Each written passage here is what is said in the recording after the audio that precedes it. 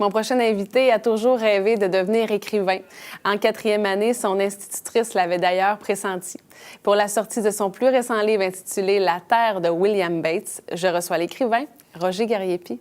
Bonjour, Monsieur Gariepi. Bonjour, comment allez-vous? Ça va très bien, et vous? Très bien, merci. On m'a dit que je vous avais déjà reçu dans le cadre d'une autre émission pour votre premier livre. Oui, ça fait quelques années. Là, oui, c'est ça. Hein? Oui, vous m'en voulez pas, j'avais complètement oublié. Alors, ça me fait plaisir de vous rencontrer et de vous retrouver aujourd'hui. Tout le plaisir est pour moi. Pour un second livre, vous avez pris goût à l'écriture, visiblement. Oui, je suis devenu en quelque sorte un auteur. Oui.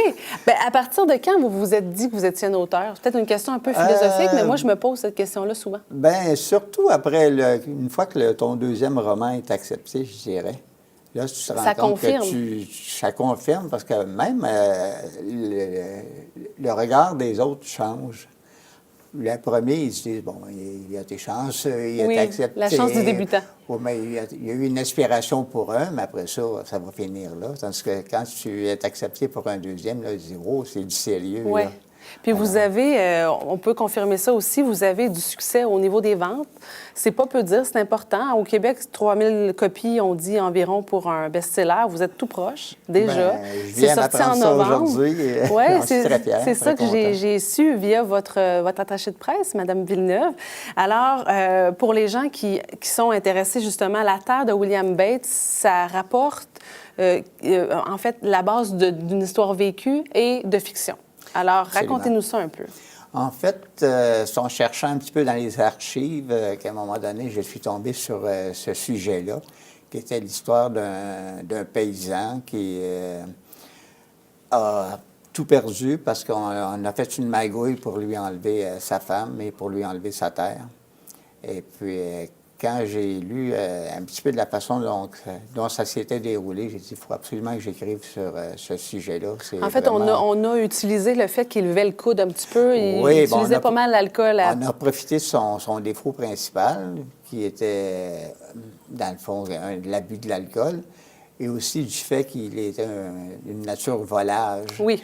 Ça commence d'ailleurs, le début du livre, c'est un peu ça. C'est ça.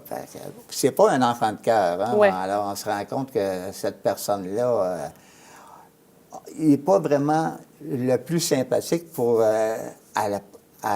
premier degré. Oui. Mais on se rend compte que... On le prend en sympathie, on a un peu d'empathie si on passe par-dessus nos préjugés... Oui. À ce moment-là, on se rend compte que, coudonc, il se fait avoir complètement. Et puis c'est dommage parce qu'on fait exprès pour le jeter dans la gueule du loup, finalement. Oui, donc ça, c'est la partie vraie de l'histoire. Puis là, vous avez greffé une part de fiction. Vous avez fait des recherches sur les lieux parce que ça se passe en 1830 à Kingston, si je ne m'abuse. 1835, 1837 à peu près, oui. Je suis allé à Kingston et puis j'ai fouillé dans les archives... pas les archives, mais les microfilms à la bibliothèque de Kingston. Et puis, tous les vieux articles de journaux qui dataient à peu près entre 1821 et 1840 à peu près, et qui traitaient soit de cette histoire-là ou soit de certains personnages qui ont été impliqués dans cette histoire-là. Parce que vous aviez la pression qui vient avec de rendre ça crédible aussi. Parce qu'on n'a pas vécu, vous et moi, en 1800. C'est assez évident comme affirmation. Donc, il faut pousser la recherche pour que toute l'idée, ça soit sur quelque chose de crédible. Oui. Et c'est ça qui est intéressant, c'est d'avoir de la difficulté à savoir qu'est-ce qui est fictif et qu'est-ce qui est réel.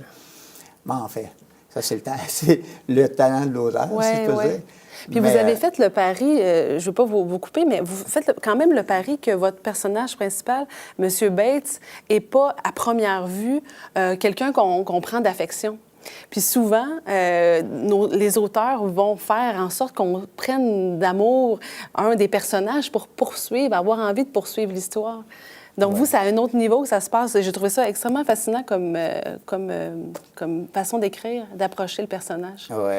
Oui, je l'ai pris au début, c'est ça. C'était quelqu'un que...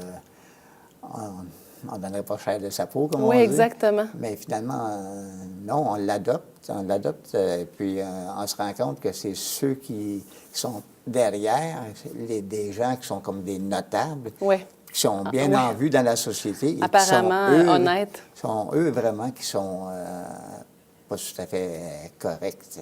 Il nous reste 2 petites minutes pour parler de ce livre-là qui est fascinant. Écrire un livre, c'est facile, mais réécrire, retravailler tout ça, c'est difficile. À mon avis, c'est un 2e niveau plus que le premier. Ça vient avec un lot de défis. Écrire un 2e livre, quand vous savez que vous avez un lectorat peut-être qui vous suit dû au premier, est-ce que ça vient aussi avec un stress de plus? Pas vraiment, en ce qui me concerne. Vous n'avez pas l'air d'avoir le stress dans votre vocabulaire, vous?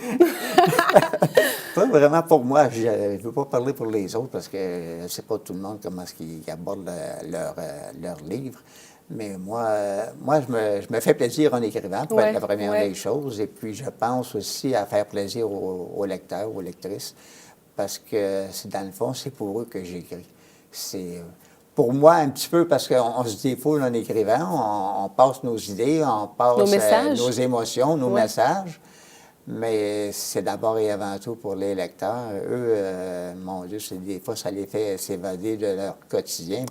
On voyage à peu de frais. Oui, c'est ça. Puis moi, je savais que j'avais ce talent-là, mais je ne l'avais jamais exploité avant d'arriver dans la cinquantaine. Alors maintenant, j'essaie Vous avez tout le temps pour l'exploiter abondamment. Oui, bien, j'essaie d'en faire profiter les gens. Voilà. Oui, bien, vous faites bien. Alors, La Terre de William Bates, donc c'est en librairie depuis novembre. Oui. Donc, j'invite les gens à découvrir ça, franchement.